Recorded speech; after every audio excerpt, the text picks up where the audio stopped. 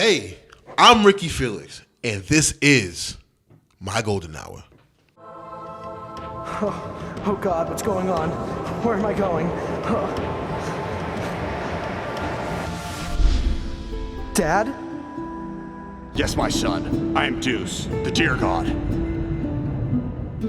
I'm so confused. Who am I? Derek. Your true name is Dercules. Dercules. Wait, what? Yes. You are Dercules, the god of the forest.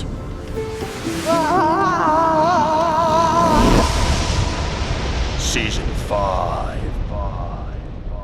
Hosted by your favorite podcast host, Big Bochi. You already know the deal, mother. What's up? And the double clap signifies the start of an episode. Will his double clap throw it off? No. Okay, cool.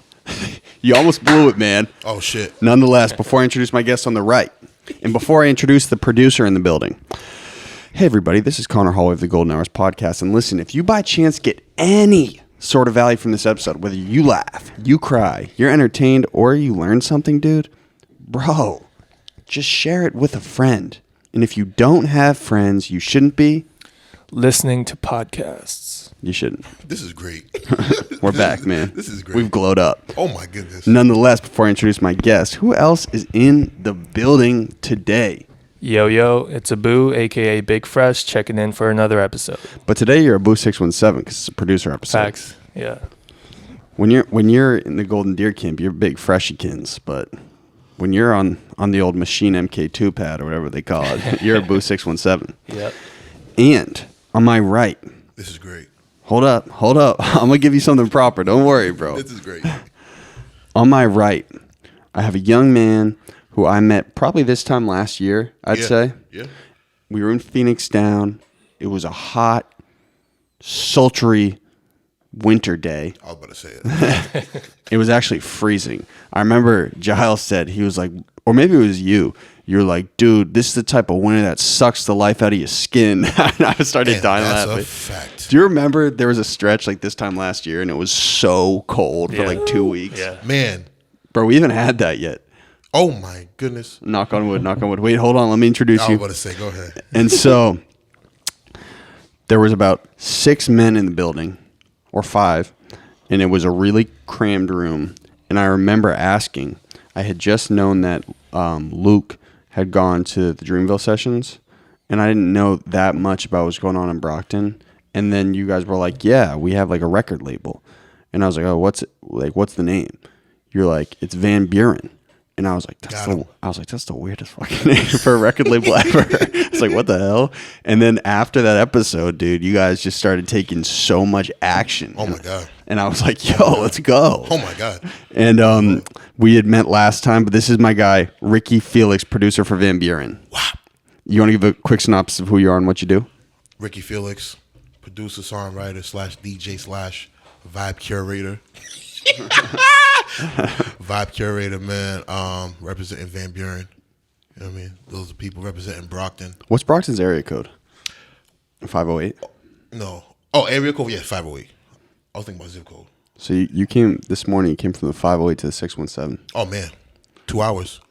It took you 2 hours? Yeah. Woke up at 7:15. You're ready to go. Oh, my God. What? Is that early for you, 7:15? Yeah. Because I get back from the studio at like 2. Are you in the studio nightly? Every day. No bullshit. Every day.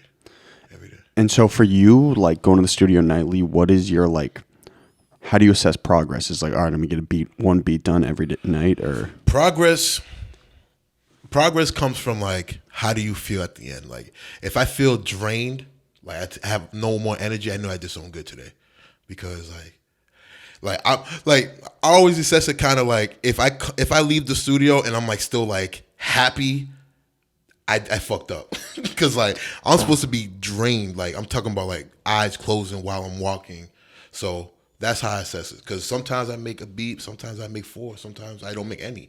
But it's like if you did a lot, your body should be drained for the day. See, I'm the same way. Like, it's really sick. But it's sick. I'm only happy if I'm miserable. Like, it's weird, Hit on dude. the dot. On the dot. It's weird too, like, just thinking, like, about music and how, like, it's so time consuming because like I always say, like when I'm making music, like 4 hours is like 30 minutes to me. You know what I mean? Like it's just so, but at the same time, it's very soothing. That's why I do it, because it's like it's Therapeutic. It's therapeutic. You know what I mean? Just having that one day where you just inspired to make music, it feels great. You know what I mean? So I always try to get those days in while I can, while I'm young. So you are one of those dudes who could like lock into the studio for like a 20-hour session? Oh, that's easy. Really? I've done it before. 20 hours for sure. But in terms of you being productive in the studio, what would be like a good hour limit for you? What do you, Like, are you like, yo, okay, I got a 6-hour studio session. I know I can get a lot done in this session. Yes. Well, yeah, because it depends on who's in the studio, who I'm working with. Because some people have like a very like fast-paced motion. Some are just very like calm, relaxed. I want to get one done every 2 hours. It all depends. But like I said, if I go home and I'm not drained, I ain't do enough. So. And so we were kind of talking about this beforehand, but I remember when I had all these Brockton artists up, everyone was talking about the sound labs, but you guys have your own studio now, all Van Buren? Yeah. So the studio that we have now, we had since 2018. So we had it for about 2 years now.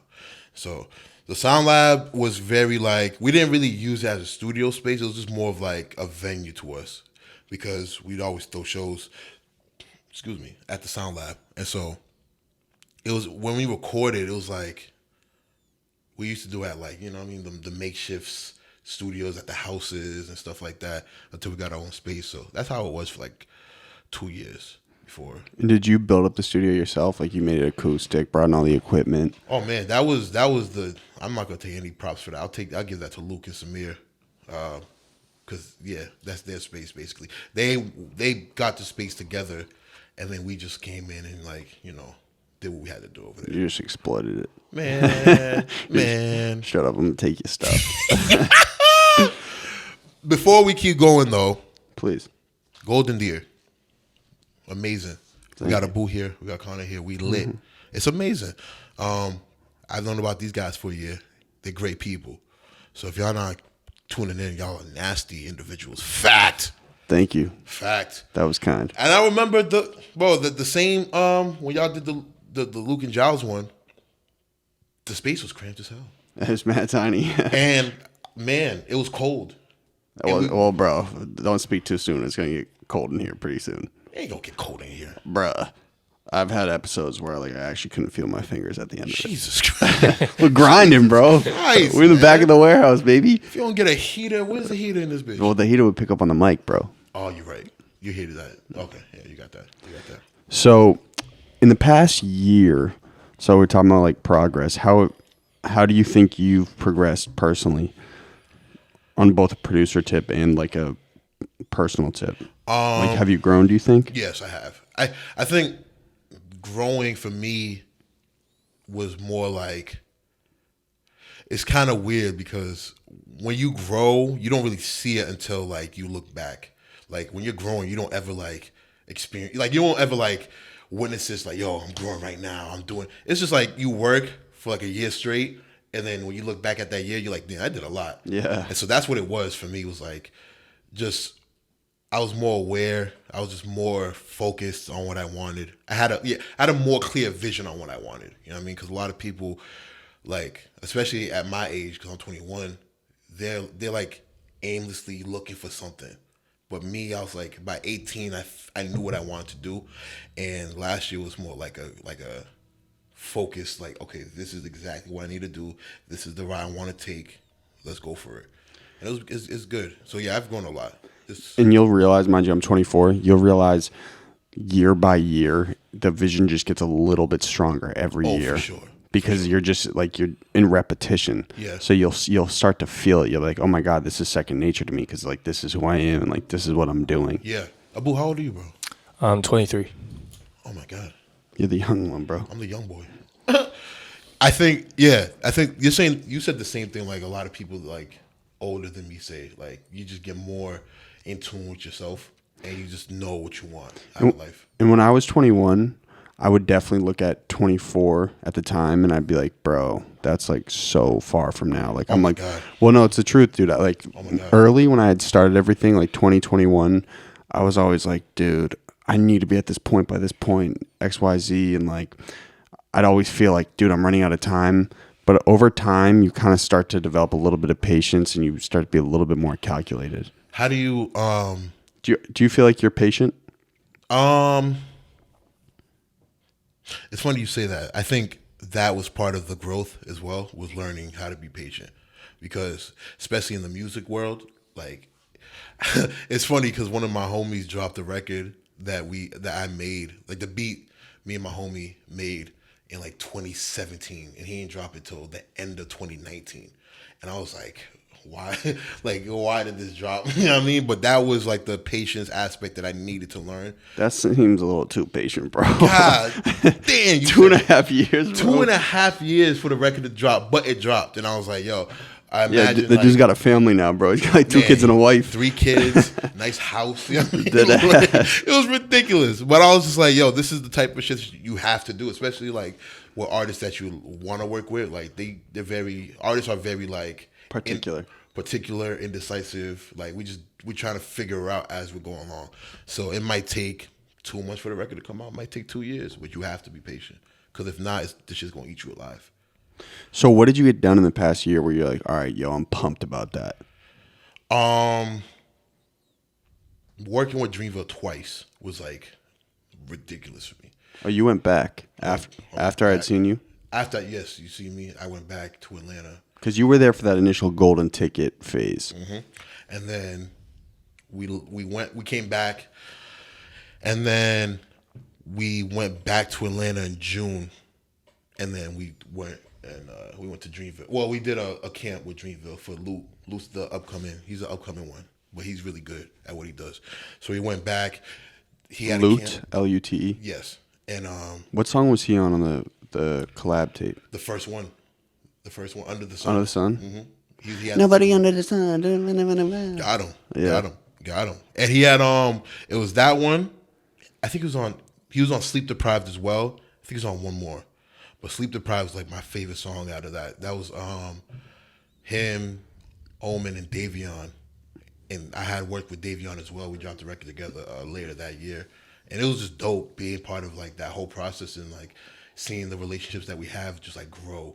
You know what I mean? And yeah, so I went back in June with Luke and Andrew, and we had went to there's a studio called Doppler over in Atlanta. We went over there, and he had like all the session players, flute players, trumpets, sax, any instrument you can name.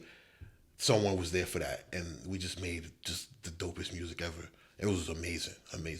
So yeah, we went back twice. In those 2 situations, I was just like, yo, I'm not gonna say I'm a brag about it, but y'all gotta feel me. Like, it was like, yo, y'all gotta feel me, man. Like, stop it. I'm here now, like, officially.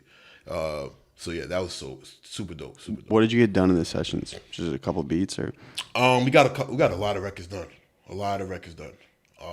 With vocals on it. Yes, and it was just more like, the thing about me is like, I'm always about like the person first. Like, the music always like is here, but when I'm working with artists, especially people that I really, really like, I always want to get to know them first before we make music, because it's like super important. I don't want to be that guy that comes into the studio and then I'm just like, hey, how you doing?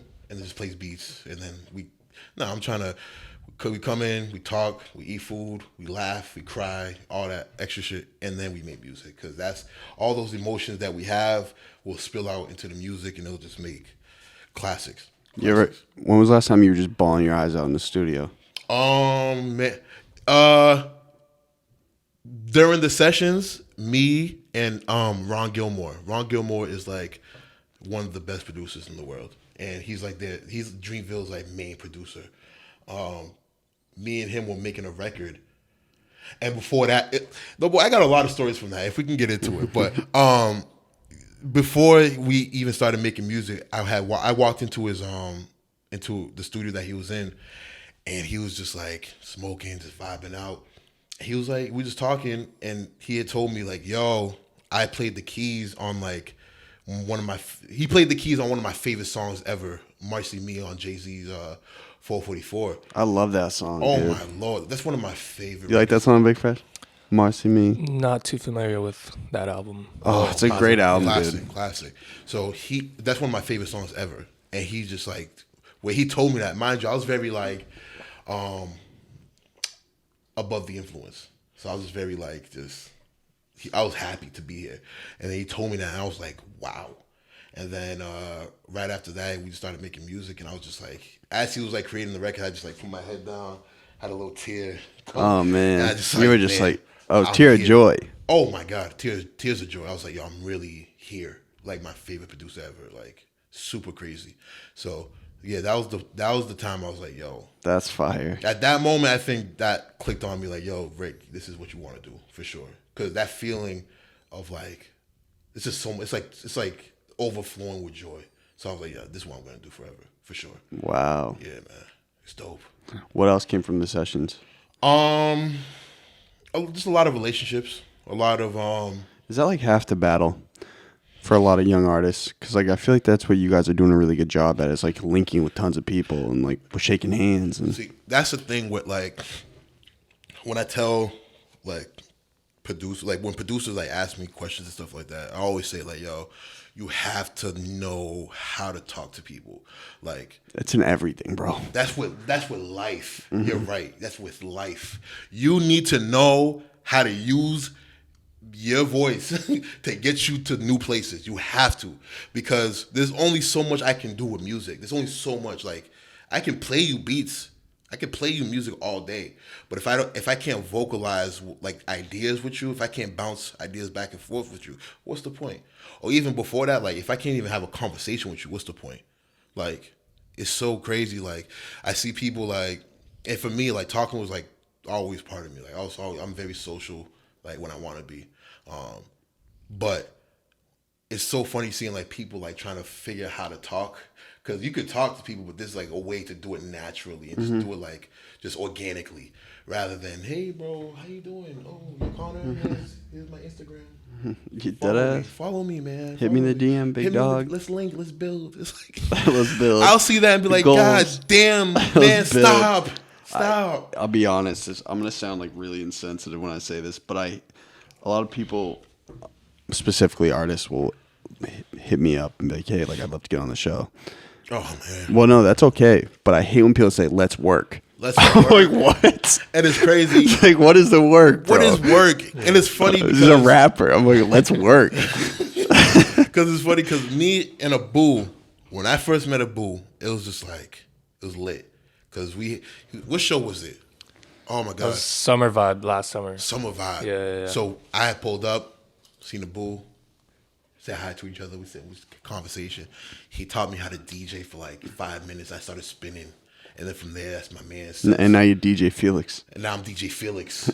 He DJ Ricky on the sticks. He inspired me to get me a nice little, you know what I mean, DJ controller and start doing shit. Because he's just showing me the ropes. And I'm like, yo, this is kind of fun.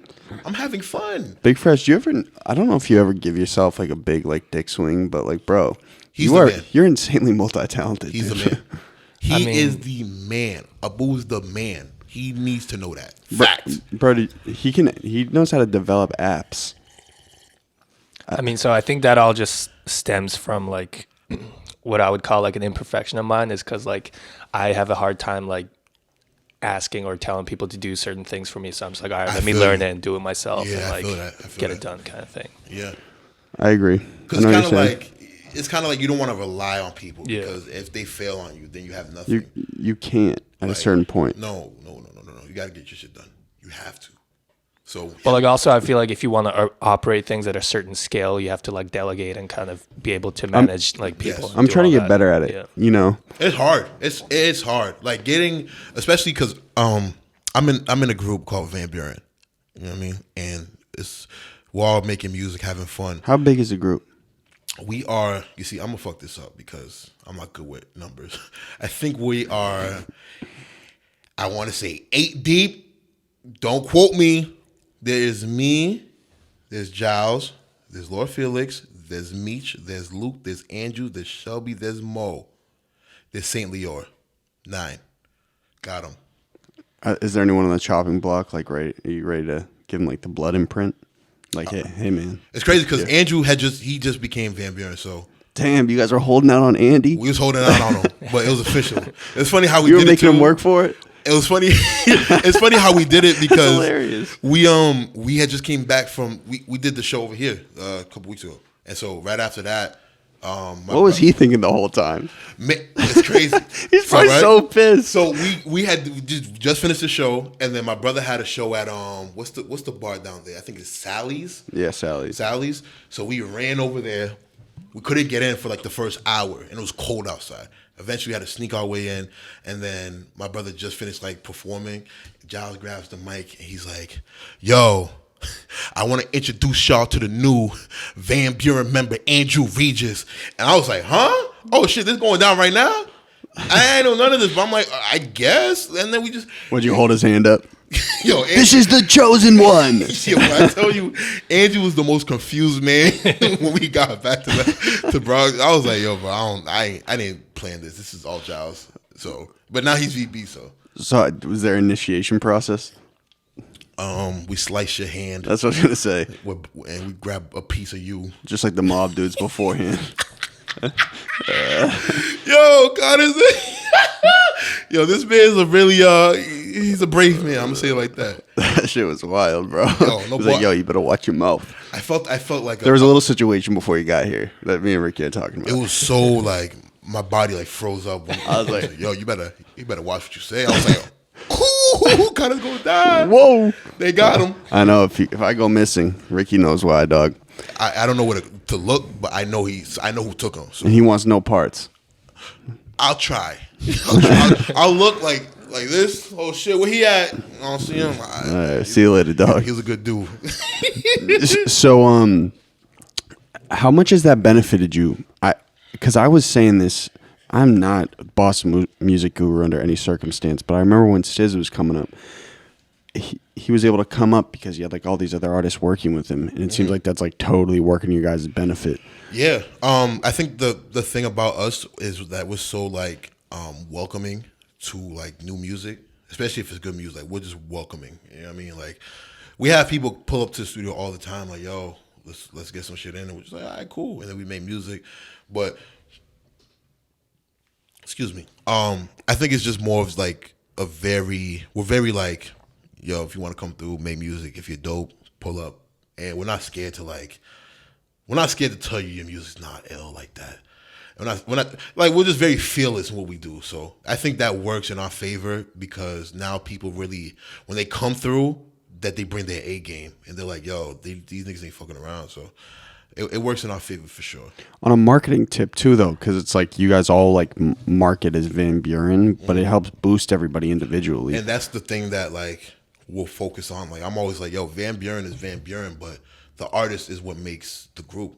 Van Buren is not its own thing. Like we are Van Buren. So whenever as one unit. So if one person falls, VB is gonna take a big hit. You know what I mean? Because we all need one another to really make this a thing. You know what I mean? So I'm always just like, yo, you mean VB, we're collective, but the artists are the artists. You know what I mean? We try to market them as their own entity. You know what I mean? So it's working so far because you have.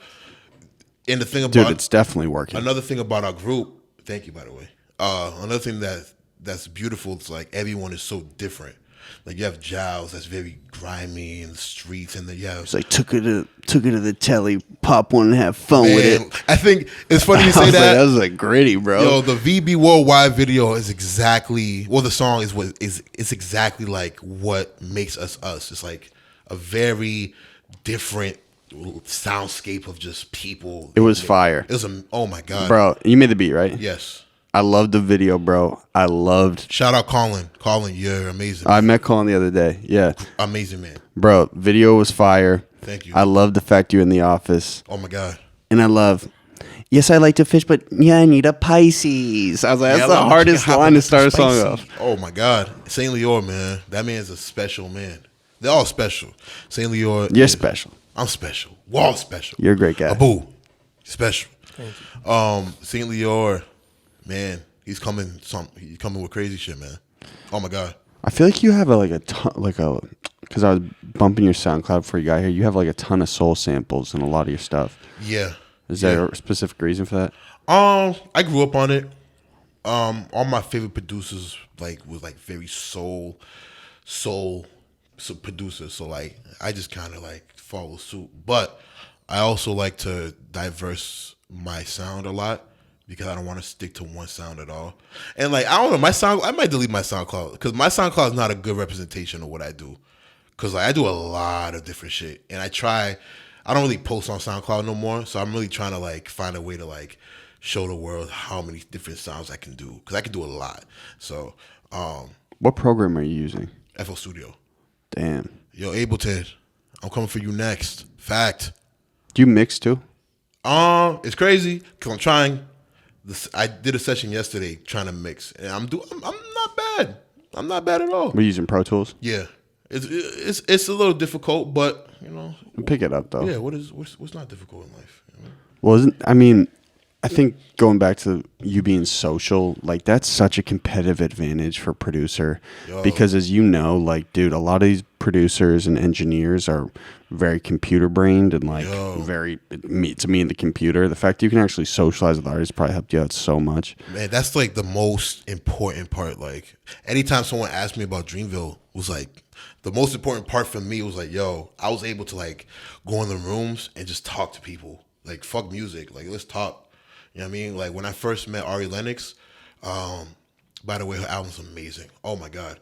When I first met her, we was in like this like makeshift studio upstairs because all the studios were booked up, and she had walked in, heard something that I was making, and she loved it. And then we chopped it up for like 30, 40 minutes about just life. And I was like, yo, so you're the only girl on Dreamville. Like, how does it feel? Like you're really like the princess of the shit. Like they have to respect you in a different light because of who you are and what you do and shit like that. And it was just so dope. And she's an amazing woman. Like everyone talks about her IG live, and I'm like, yo, that's exactly how she was when I talked to her. Just so very, just like. What is she on IG live a lot? A lot. And she's just very like energetic, very just funny, and just full of life. You know what I mean? So it was dope talking to her. And that was with her and Cole. Cole is very like. He's very to himself, but he's also like super dope at like just having like that. That's very like I talked to him for like maybe like 5 minutes, but that 5-minute convo was like something that sparked me for like till this day. Like it was just so dope talking to him and like everyone else. It's fire. So that to say, having a social awareness of what you say, how you say it, and who you're talking to is super important because, like you said, people are very computer brained and they don't like to talk and they're very introverted. And I understand, but I always say like you can make the best beats in the world, but if you don't know how to market yourself and talk to people, you're not going to be anything. You know what I mean? So super important. That's why I'm blessed with my personality. I'm very. Do you ever have moments where you get introverted? For sure. Oh my God. I think this week I was. I just wanted to stay in the house. I didn't want to really talk to people like that. Because at some point... Did something trigger it, or...? Nah, it's just like your social battery. One day you wake up, you're just like, I don't want to talk to people today. And you just want to just stay home. Because as fun as it is talking to people, it can also be very draining, especially with people who like we're talking about, yo, let's build, let's link, let's do this, let's do that. With no like let's substance. Work. With zero substance. Yo, how's your day? You want any food from the store? No, it's just, yo, let's work, let's build. And he's like, I don't want to work with you. Get away from me. Or this, yo. Oh, boy, do you feel that when people hit you up? Yeah, I mean, like I probably don't get like too many of like the cold calls like per se as you guys do, but I could definitely tell when someone is coming to you with no real like substance or purpose, you know. And it's funny because it's really easy to see it. Yeah. Like it's so easy. Like, oh, dude, I got a story to tell, bro. Like, it's so funny, like when you see people network, quote unquote network, and it's like you could just tell they're out for a mission. They're out to like, yo, I need people to see me. I need people, and there's nothing wrong with it. But like, there's a way to do it. You know what I mean? See, I'm also empathetic to that though, because I get it. because they don't understand some people don't understand yet how to express themselves in like a not exploitive way. Yes. You know what I'm saying? Yes. It's like tough. It's like people who will like hit me up say like let's work. Obviously they're probably just like a smaller artist who like just they think a podcast will legitimize their cause and they just don't know how to go about it. You know, they definitely come with good like with a good heart a lot of times. Like they really do want to just work. And do you think humans are naturally good, or do you think there are bad seeds? ooh, shit. I think we come into the world very holy, and then as we like get along, like as we start moving and start like just seeing the world for what it is, You just disintegrate. You just start. But hilarious. it's always up to the person to really see like both sides, like light and dark. You can really peep like whether you want to see the world for what it is or do you want to make the best out of it and just do what you want to do.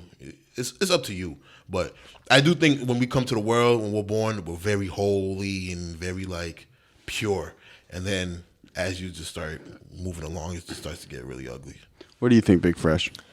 I would kind of compare it to like, you guys ever seen that episode of SpongeBob where Sandy, water. they're making like the marble sculptures and like Squidward's like, you know, like struggling and then SpongeBob like hits it once and it's like perfect or whatever. Classic. But That's a classic. it's like everyone comes in as like the same like rectangular like block of like marble, but then the world kind of like chips at you and like, you know, your environment, who you're raised by, like all that kind of affects who you are in the end, you know? That's fine. But I feel like the thing that separates humans from marbles is like we have the ability to kind of determine how easily we can chip and like break like due to like certain outside like circumstances, you know. Yeah, I totally That's get what fine. you're saying. That's fine. I think humans innately are good though. Like I do, and I think there are bad seeds. Like there are people who are born bad. Yeah. But I do think like holistically that people, one, want good stuff to happen to them in their life, and two, want to do good for other people. I think it's probably like even like an evolutionary thing because, you know, from the start we were like very like tribal and kind of like I still think we were like a communal wolf packy though. kind of thing. Yeah, so like everyone wants to see everyone else like survive and be healthy and do well, you know. Yeah. Yeah. You feel that? It's amazing. It's amazing.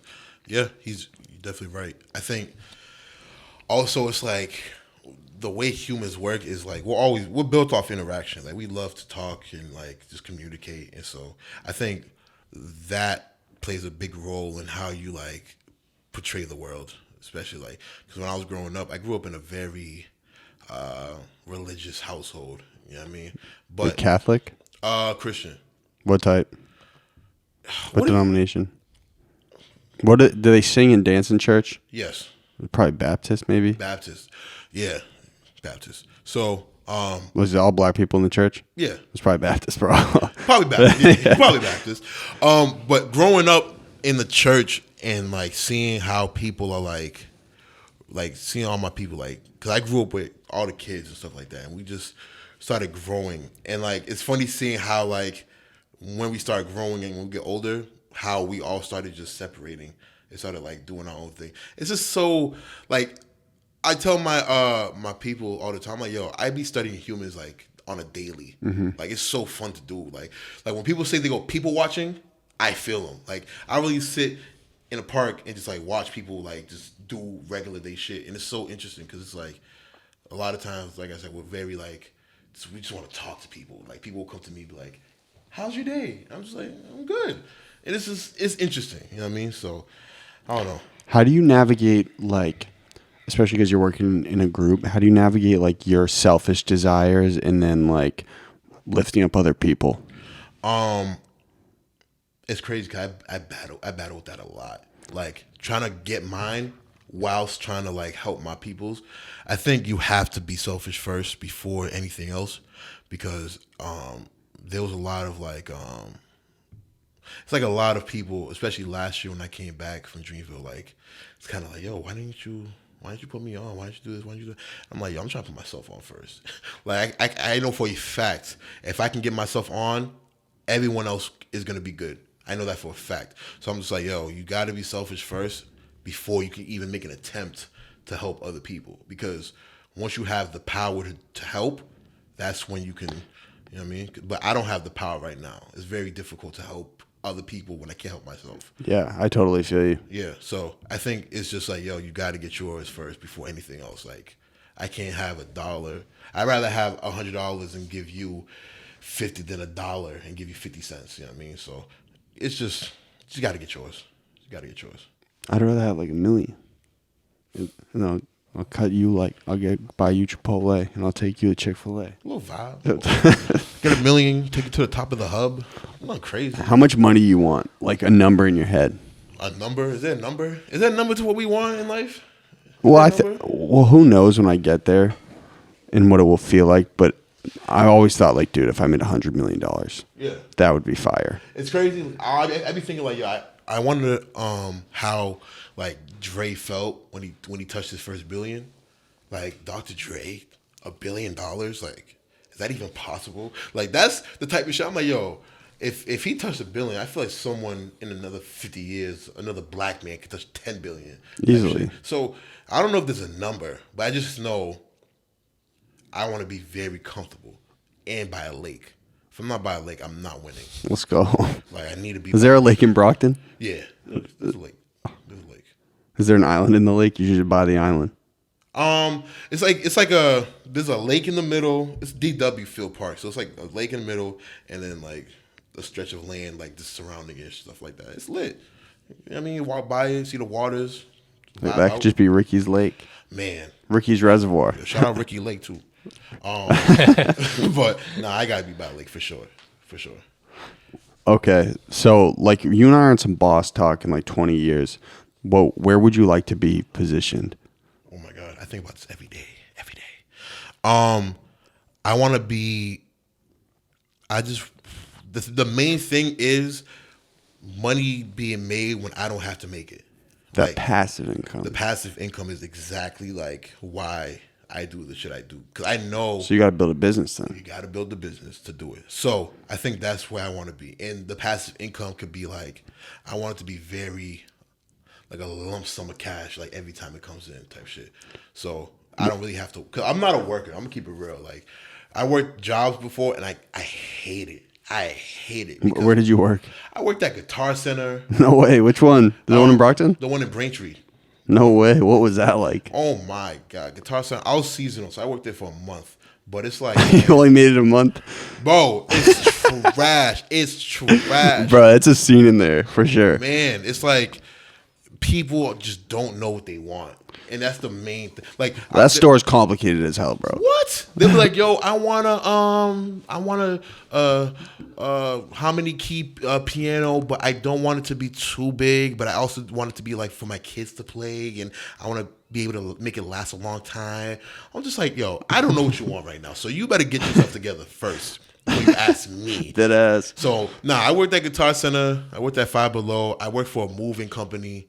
And I was like, yo, this is trash. Because I know I'm moving all this furniture, but there's a dude that's probably at his home right now making money from me, and he's just with his wife and kid watching goddamn Rugrats and shit. And I'm just like, yo, this is ridiculous. So I'm like, yo, I need to be able to do this. Like, fuck working. Like, I want people to work under me, and their work they get compensated for, and I also get my piece of it, and we all just, all make money. You know what I mean? And also, talking about boss talk, man, like I want to see on a career tip though, money aside, like where would you like to be positioned? I just want to I see myself owning a production company for sure. Like a company. You should buy me out, bro. Buy out GDP. Yeah, we're gonna talk. I see myself working at have my own production company. Because I do want to start making movies, and I do also want to work with other producers musically. So I don't know if there's a thing. I want it to be two separate entities, but me just have my hand in both. And, being your own boss is very difficult. It's hard. You just got to be accountable. Oh my God. Anything that happens. It's on you, dog. You have to take that L. And yeah. None of the work. And I always say, being a work is perfectly fine. Playing your role is amazing. You can go to work your 9 to 5, get your $60,000 a year, and be good. Like you don't got like being a boss. You can make more money, but the accountability, The stress. the constant work flow that you gotta like. You have to like employ new people. You have to fire people. You have to do this. You got to do that. So it's like not everyone's built to be a boss, and it's very like. I think there's something nice about that, like about being positioned in an organization though too. Yeah. Because it's a little more comfortable. You know what I'm saying? You just have more control. I think that's why I love sure. it so much. It's like being your own boss, you have control over anything that happens. And that's my main thing is like, I hate not having control over a situation. I hate it. Like when I'm in a situation, I have nothing, I'm like overpowered by the whole thing as a whole. I'm just like, yo, I'm tight. So I like to have like at least a hold of a situation I'm in. And that's what being a boss does. Is like, you're good. Like, but at the same time, it's like if the shit goes wrong, it's you to blame. So I always tell people, I'm like, yo, you could say you're a boss. You can, you know what I mean? Jay-Z has a great line on Everything Is Love. And he was like, everybody's bosses till it's time to pay for the office, till the invoices separate the men from the boys. And I'm like, wow. Figgities. Wow. That's incredible. Like, imagine having your own business and now you got to pay for the office chairs and the desks and then the people, the cooks, the janitors. Like, no one pays attention. They just see, yeah, I have $1 billion, but no, you have to pay for these people to be comfortable in their workspace and all that. So, man, being a boss is not easy, but the rewards is amazing. So, we're good. So what? Outside of running a production company on a music tip, like what's a goal you have for the next year you want to get done? There's a few artists that I really, really, really want to work with, and I think me accomplishing that would take me to a new level, production wise. Because I've always been a fan of Isaiah Rashad. Always been a fan. I've been a fan. You of like him, Big Fresh? Yeah. I've been a Let's fan. say he's of right him. up your alley for sure. Yeah. Oh my God, but you know how good his music is. Mm-hmm. Like, it's amazing.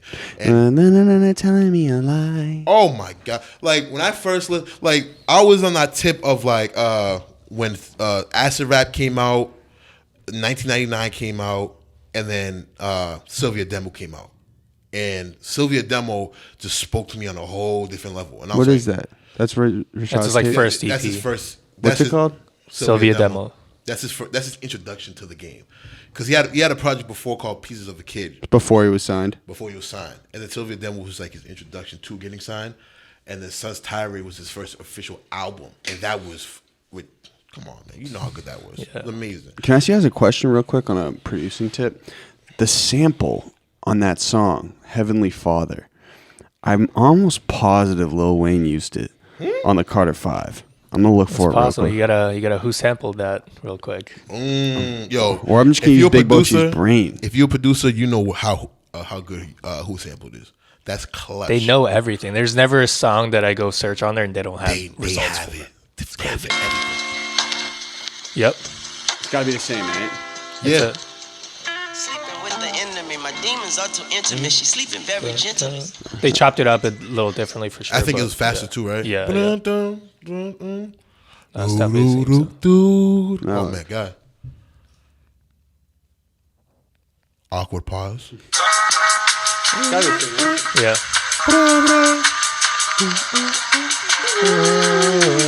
Incredible. Like, and diving into the production. And everybody's telling me a lie. Hi.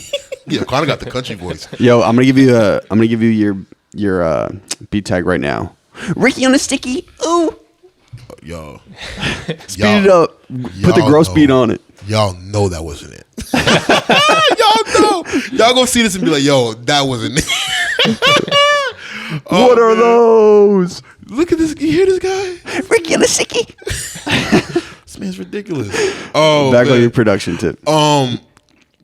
Yo, one thing too about production with producers that's watching this, please know that your sound can shape a whole artist's career, like a career.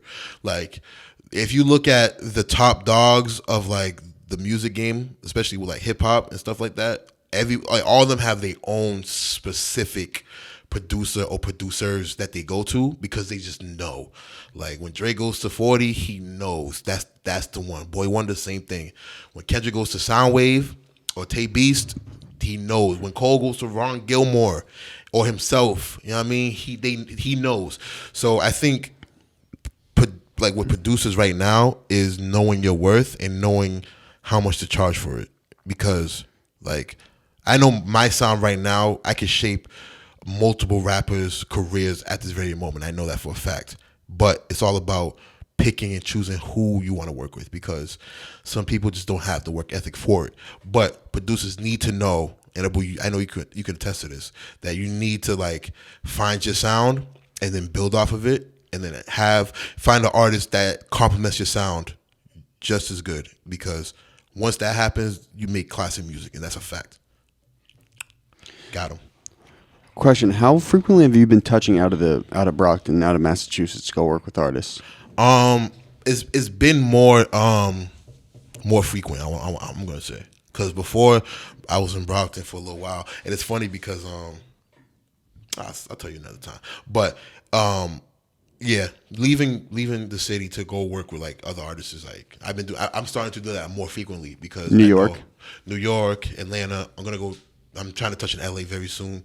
Dude, you're gonna love it. Oh my God, LA's amazing. Oh my God, I hear great things. LA's incredible, dude. Oh my God, I'm ready. It's I'm fire. ready. But yeah, I'm definitely like touching. Except your Uber driver is gonna be a movie star, bro. No, boy, it's crazy because like Ubers to like different places is like a force because niggas be like, yo, Cali's a big ass like you place. need a whip. You like they always rent say, a whip. Yeah, they always say, yo, but you can't. You're 21. You got to be 25 to rent a whip. Jesus Christ, you see this? You see what they do for us? Man? Get a friend out there, bro. For sure. But yeah, I heard that's like a big thing. Traffic's bad. Like I remember Super Smash Bros was talking to me when they came to the studio and they was like, yo, we just came back from LA.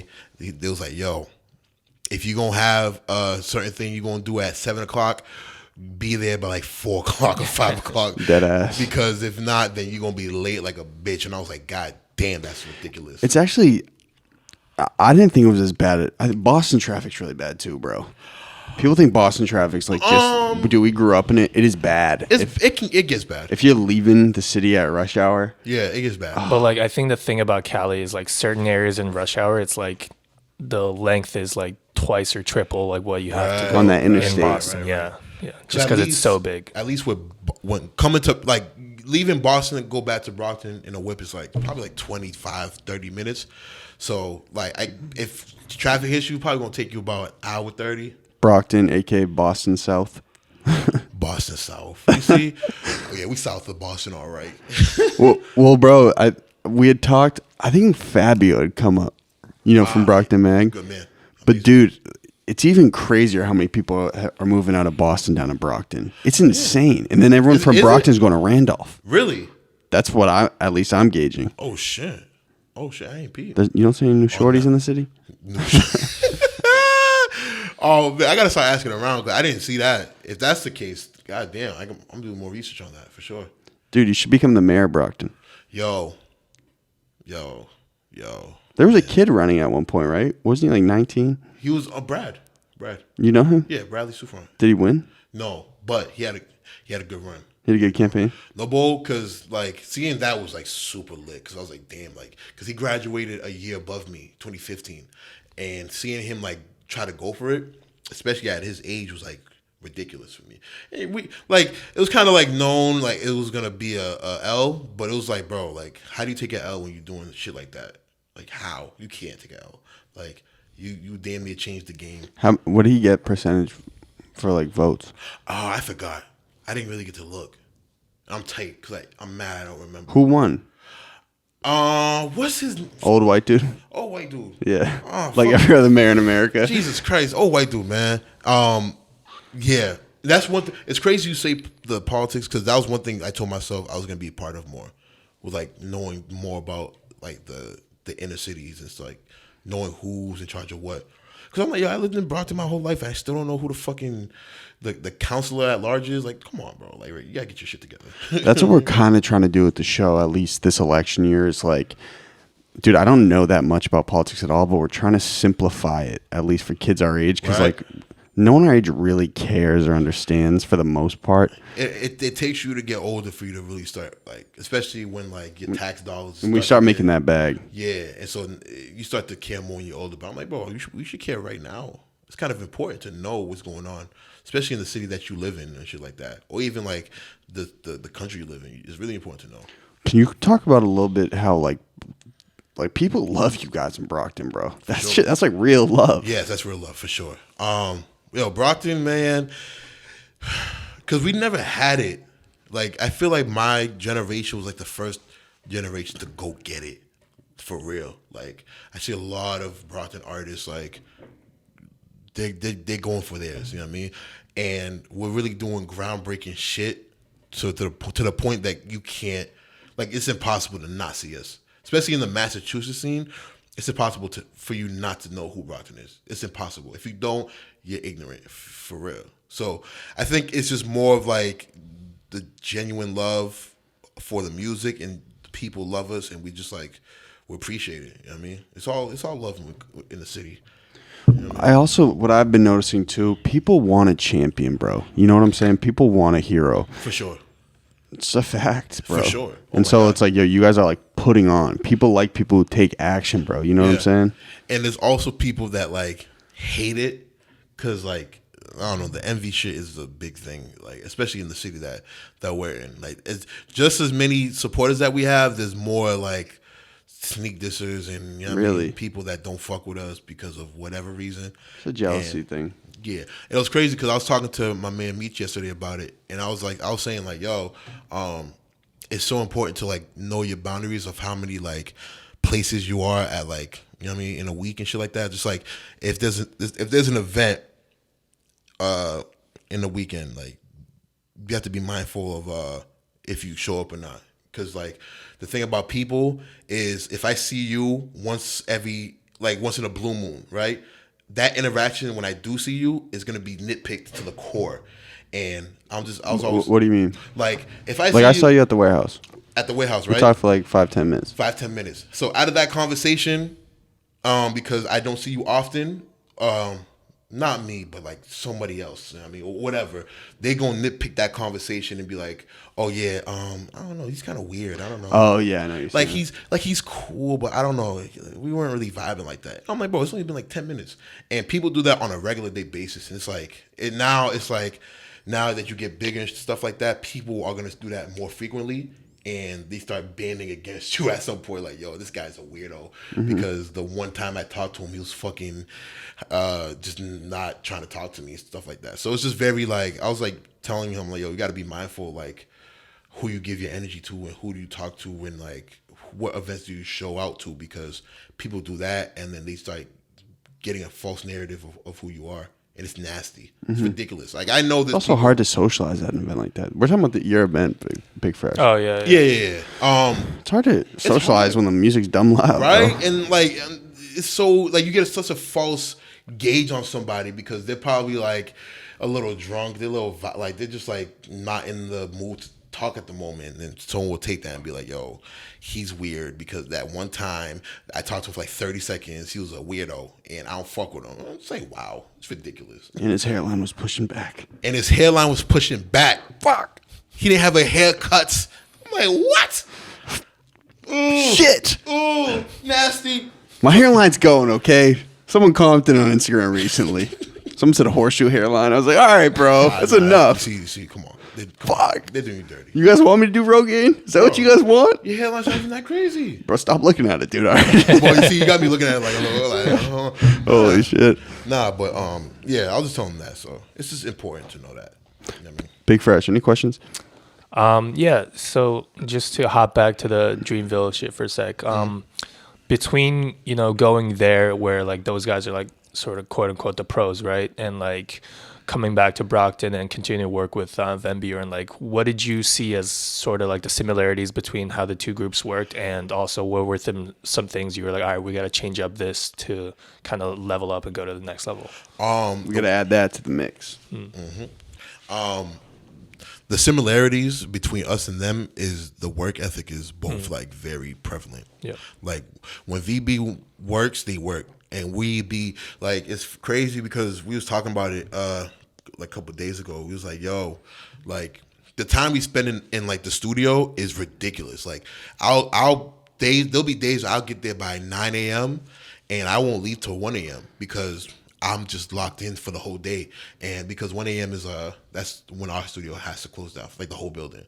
So 1 a.m. is like after that, like we're closing. So yeah, so there'll be days where like we're all in there from like 10 a.m. to like 12 or 1 a.m. and shit like that, and it's so crazy because you don't really see it as like work because we're just having fun and recording all day, eating good food and shit like that. But when you really look at it, it's like, bro, we're really in here for an immense amount of hours every day. You know what I mean? And so I think the work ethic that Dreamville shares with us is like both there, because I seen Cole write for hours at a time. I seen Boz do the same thing. When Ari's locked in, man, she's locked in. She's recording, she's writing, she's with her writers, whatever. So I think that's the similarity, and the thing we have to work on, I feel like, is just marketing. Just marketing ourselves better, because we've been doing a great job, but I know there's a lot more improvement to be done, because I do want us to take this to the next level. You know what I mean? After we did this show, I was like, yo, there's so much potential in all of us. Like, it's ridiculous. And we're also young still. And so I'm like, yo, we can definitely take this to a nationwide standpoint and be like, yo, we run the whole fucking country. Fuck Massachusetts. We can do this whole country. You know what I mean? And especially at a time where music is becoming like a big thing. Like festivals and all that is becoming a big thing. And I'm like, yo, we can run this shit like fucking like groundwork, nigga. We can do all this shit in a year or 2 years and become the biggest stars in the fucking world. You know what I mean? So these are the things I think about every day, every single day. I'm like, yo. How do you frequently assess how you look from a consumer's perspective? Because I've had issues with that. Like, okay, I'm so caught up in this bitch and keeping it going and growing it. I sometimes have an issue, like from an outsider's perspective, being like, okay, what is Golden Deer? You know what I'm saying? Yeah. Do you ever do that with Van Buren? Not really. I think because we found ourselves so early, and we all know what we wanted to do, it was kind of just like been cruising ever since. Yeah, it's been cruising. All right, so I'm a scrub. I get it. No, you're not a goddamn scrub. Yo, Golden Deer been that's enough, bro. Man, Golden Deer been taking over the game, low key. I was like, yo, like seeing y'all go from the last studio here, I'm like, yo, this is a crazy. Like, I remember walking. Bro, we're in the back of a freezing warehouse. We don't have to big us up. But yet. you know, niggas know. I know what's coming. If you know Warehouse 11, bro, you know the vibe. Like, you know this shit's crazy. Like, whenever there's an event here, bro, it's like very like the event they did. Organic. That was Big Fresh who organized it. Which one? The one me and you met at.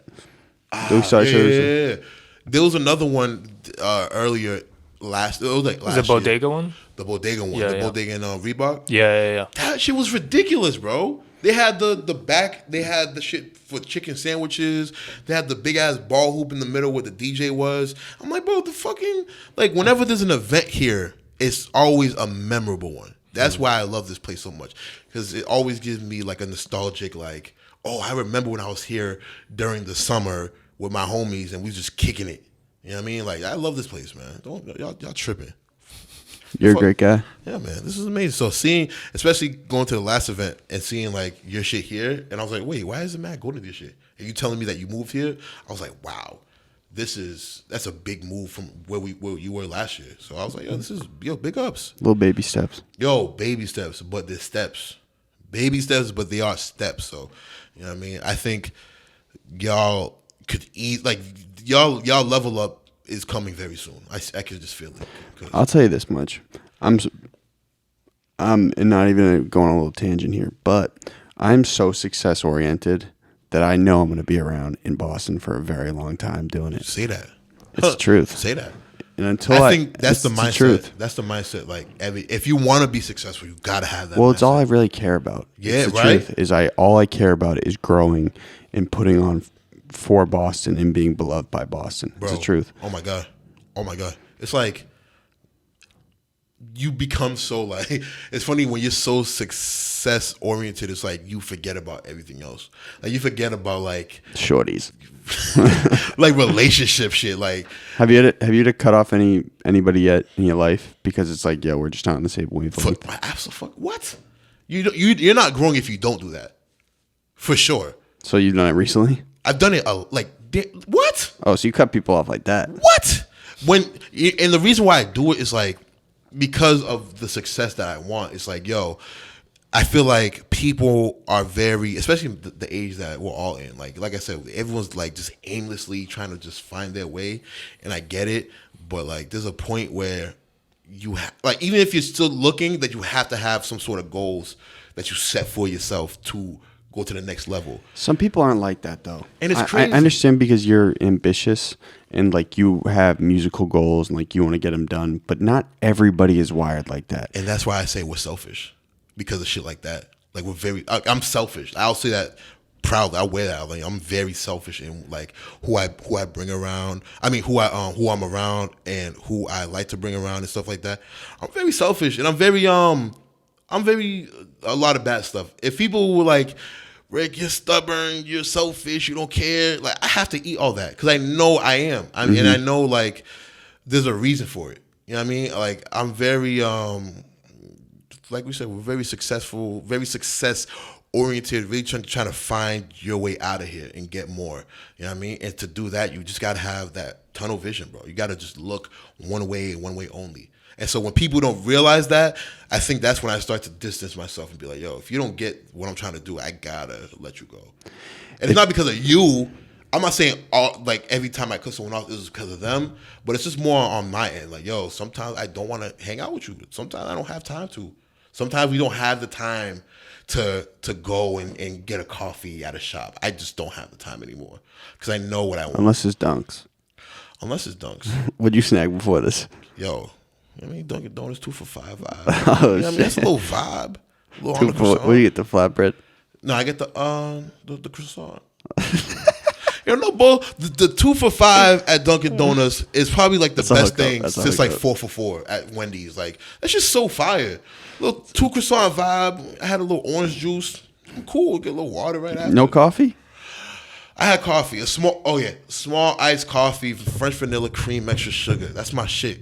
That's a milkshake, bruh. But I don't drink coffee like that.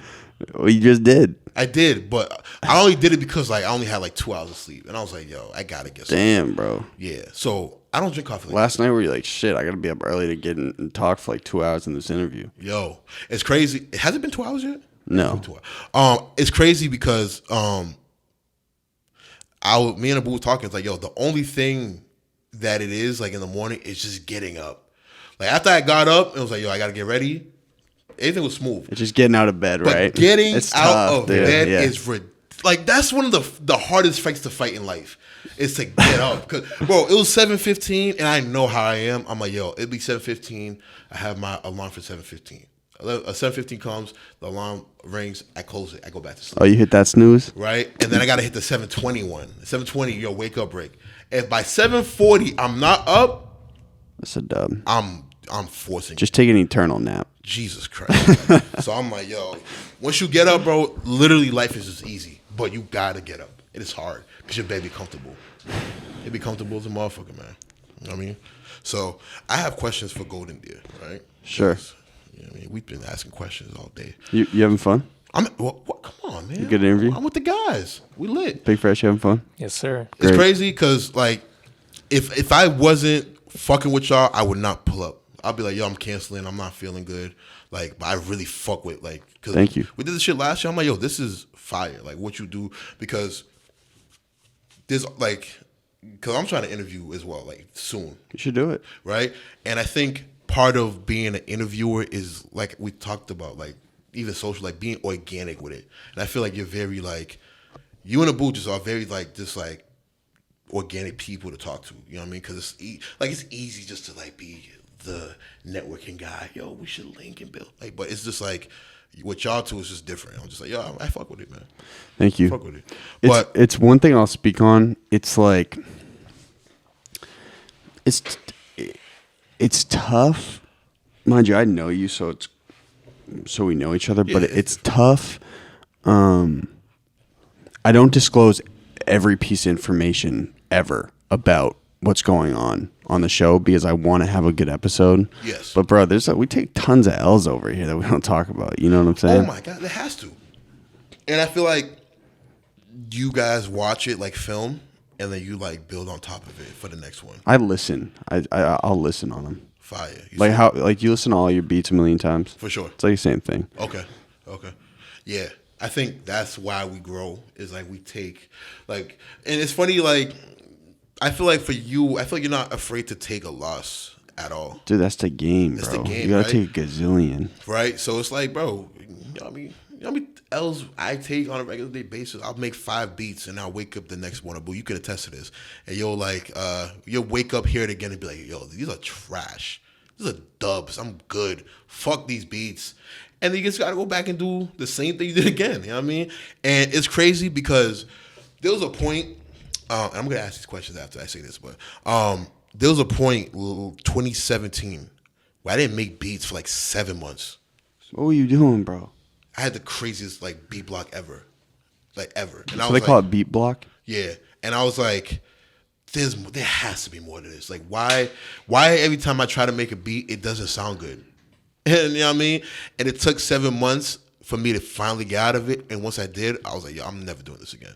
Like 7 months of not like creating like the way I want to was ridiculous. I was like, yo, this is I know, looking back, you're like, dude, I'll never do that again. never. I can't. Because I'm too inspired at this point. I'm too like motivated to get shit done. I can't not ever do that again.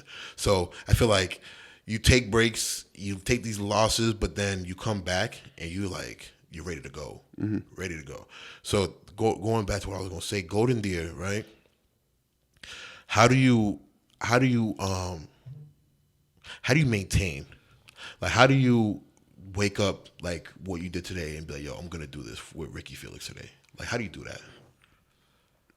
I have a really OCD type discipline where I'm like, if I'm like locked in on it, like I'm locked in no matter what. Okay.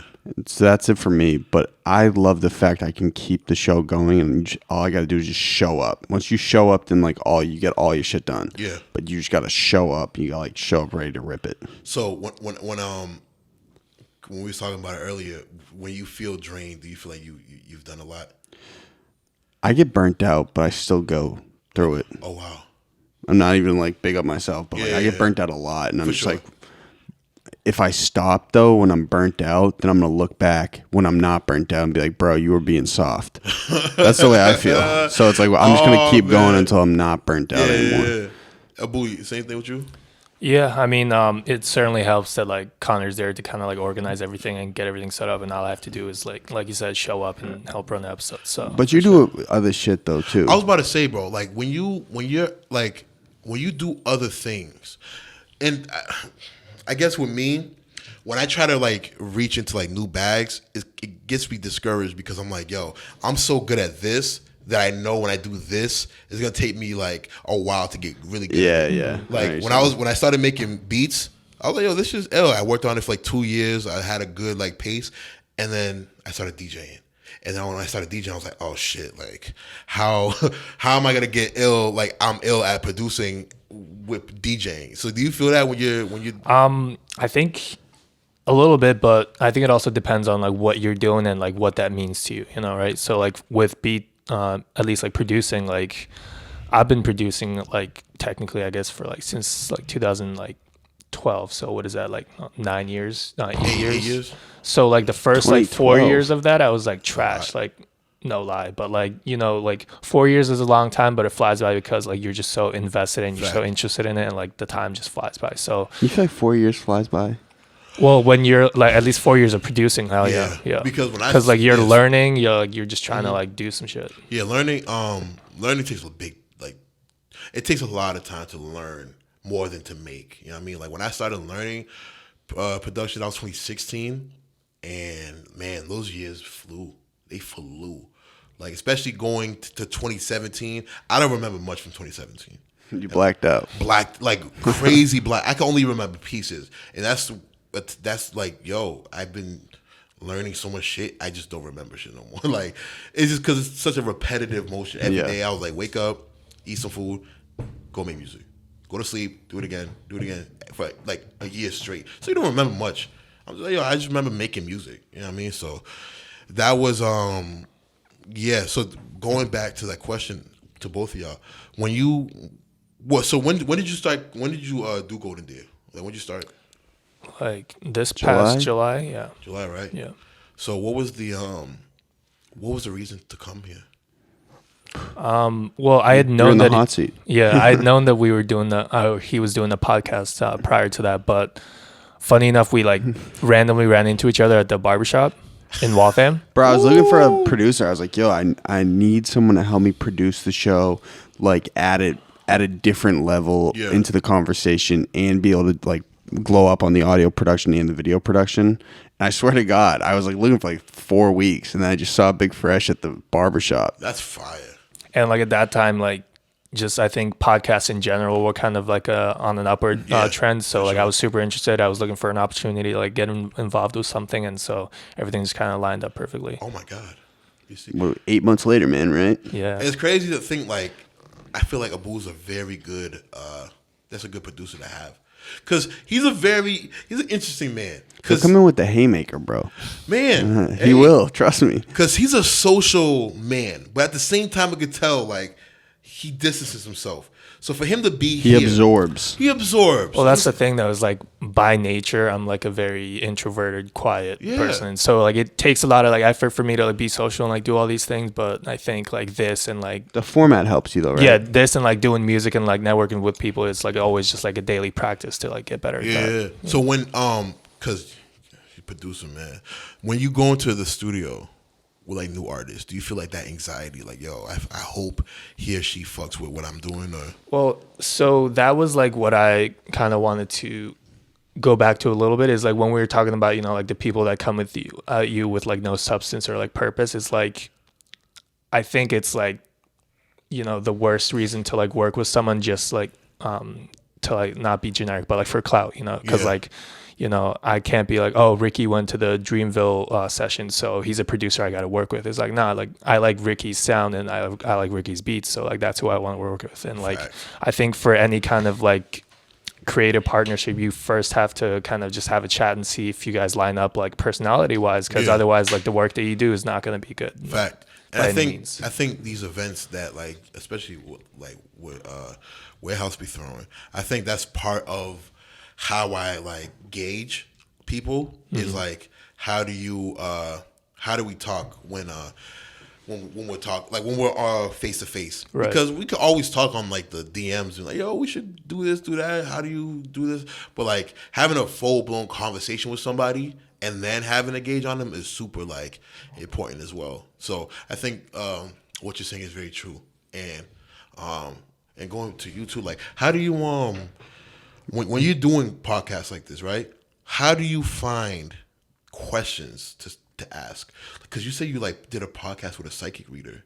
No, that's tonight. That's tonight, right? Yeah, so how do you find like questions? What do you ask for? Speaking of which, and I don't even mean to cut everything off, but Peggy is going to be in here in the next like 10 minutes, so we'll have to wrap right after this. But I got ADHD. I'm a little off the walls, Ricky. Oh my God. So I can just pull it out of the pocket. Just like you can pull out a soul sample, I just pull out the question out the pocket. Let's go. Like, what up, dog?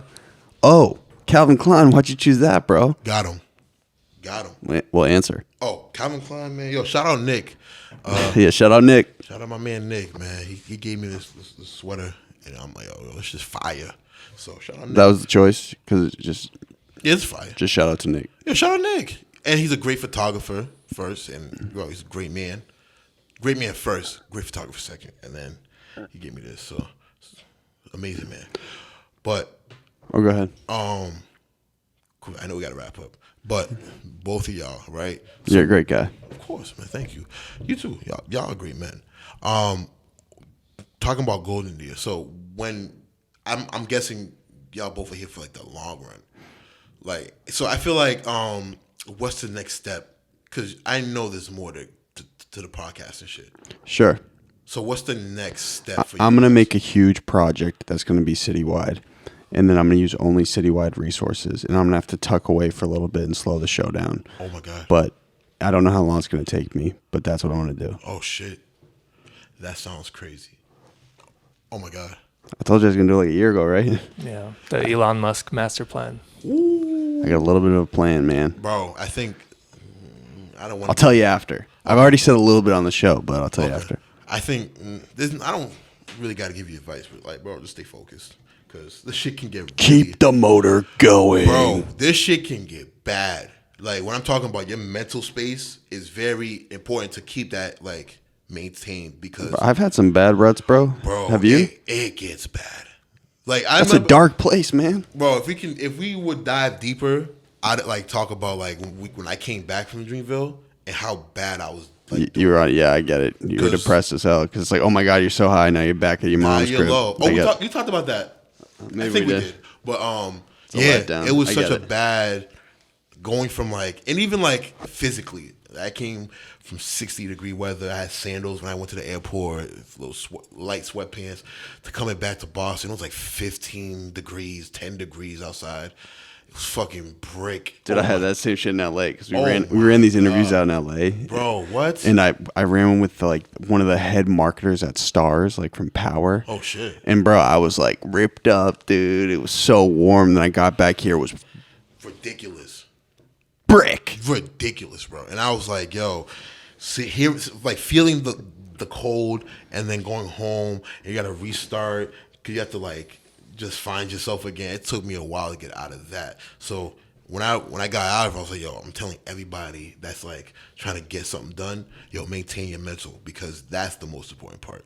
Because if you don't have that, you don't got shit. Nothing. That's a figgity. Nothing. All Boo, right. you hurt. All right, hey, listen, this is how we start and end the episode. You ready? Okay. You say, hey, I'm Ricky Felix from Van Buren, if you want. And this is my golden hour. Directly after, no break. Hi, I'm Ricky Felix from Van Buren. And that was my golden hour. So it's this is, then it's that was. Okay. Whenever you're ready. Hey, I'm Ricky Felix, and this is my golden hour. Hey, I'm Ricky Felix, representing Van Buren Records, and that was my golden hour. Well executed. Well I feel like people are executed. starting to catch on. They start Yeah. to get it, don't you? That's the big challenge. Yeah. Of this Well, I think it podcast. was you telling me this was that helped.